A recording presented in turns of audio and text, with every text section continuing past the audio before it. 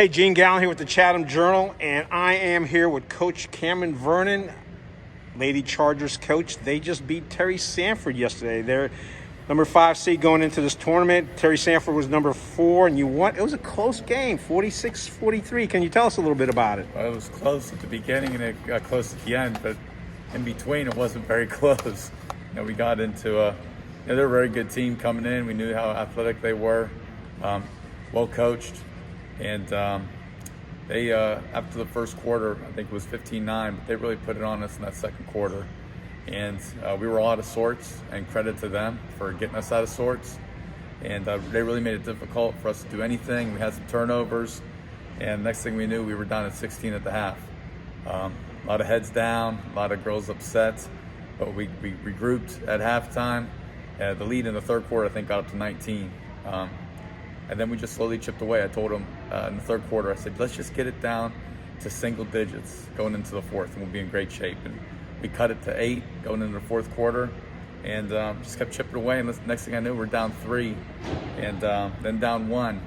And I can't say enough, but McKenna hits a big-time 3 when we were down 2 with a minute left to put us up, and we never looked back after that. So we had, I think, the first 2 points of the game, and then we didn't get the lead back again until I think it was under 60 seconds. So, now, Is this the first time during any part of this season and postseason where you've been down that low? I mean, that much, yes. I mean, we've been down 2 or 3 points at the beginning of the game, yes, but that kind of deficit we've never been in this year. And to be honest, in 12 years, we've never come back from a 19-point deficit or anything near that since I've been here.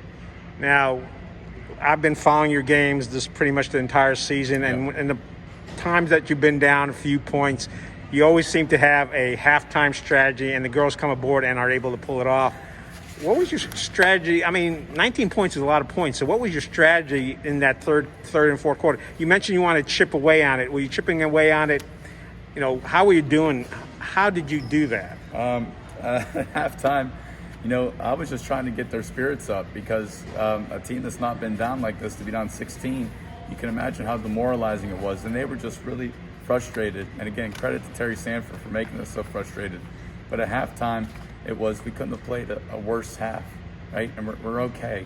And we're actually a second half team. That wasn't unusual for us to have a bad first half this year. So just reiterated that to them, and just tried to get their spirits up, because we were really down. I mean, I would have bet you a lot of money at halftime that we weren't going to win last night, watching their body language and our faces. So we talked about changing that body language, changing our spirit, getting our spirit up. And in terms of chipping away, we just had to play better defense to get after it more, to be honest with you. And we needed to make some shots. And, McKenna making, I think she made 5 threes in the 4 threes, I think, in the second half, 5 or 4 threes in the second half. Finished with 18, but she had some big threes. So, her shooting was what really helped us. Again, the defensive end, holding them to 3 points in the fourth quarter, that was huge. And I think we outscored them in the second half. I think it was 32-13. Was that 19 points? Yeah, yep. 32-13 in the second half. So we just got after it finally, and but we stopped being intimidated by them. Yeah, McKenna, last 2 tournament games, she's upped her game, because she was having some struggles with her 3-point shot, but she's pretty much one of your premier 3-point shooters. She's our most consistent 3-point shooter.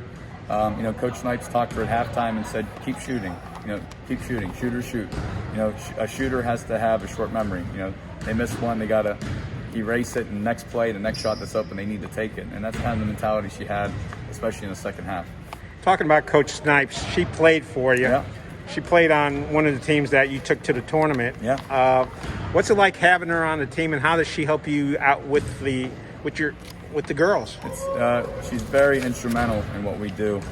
It's really easy for me as a head coach to point at the girl next to me who's assisting and say she's been in your situation to them, and they can look at her and they can see how much that we both care about them. And I think it says a lot when you have a former player come back and join your staff. That means they had a wonderful experience. At least you like to think that. You wouldn't think kids would come back if they had a horrible experience. So I think that's important that they see that. We haven't been this far since Coach Snipes was with me. I think we lost to Jordan Matthews that year. So We've made it now to the Elite Eight. We're not satisfied with that, but she's been in the situation, so she knows, kind of how to coach the girls and tell them what to expect and what to look for. Right, and you mentioned Elite Eight, so you're going to be up against Person. And Person is actually number 16 seed. They are. But we're in the tournament, which kind of means nothing. Right. I mean, we're very familiar with Person. We played them in the regular season years ago. Last year we played them in the second round. They have a lot of girls back, and I think our girls are going to respect them. I mean, if you don't respect the number 16 seed, ask Swansboro and ask Union Pines how they're doing. They were both number 1 seeds and fell to. They're both, number 1 teams out of their conference, and they fell to Person. So Person's already shown that they're a much better team than what their seed says, and they're in a very good conference that we're joining next year with Eastern Alamance, Northern Guilford, who are always very good teams, Williams High School. So they're in a tough conference, so they're game ready for this tournament. And you got practice coming up. Yep. How are you going to be prepping for? Oh, you are playing tomorrow, Saturday at 6 o'clock. 6 o'clock here. And people can watch you on the network. So we're still just parents only for our game, our home parents only, so you can watch on the network. And I would recommend folks do it because it's not often that teams get as far as this, and you've managed to get into the tournament several times, and this is fantastic. Yeah. So that game's at 6 o'clock. Yep. Anything else? Practice that you mentioned. And Yes. then you lost your train of thought. Yes, I did. Sound like me.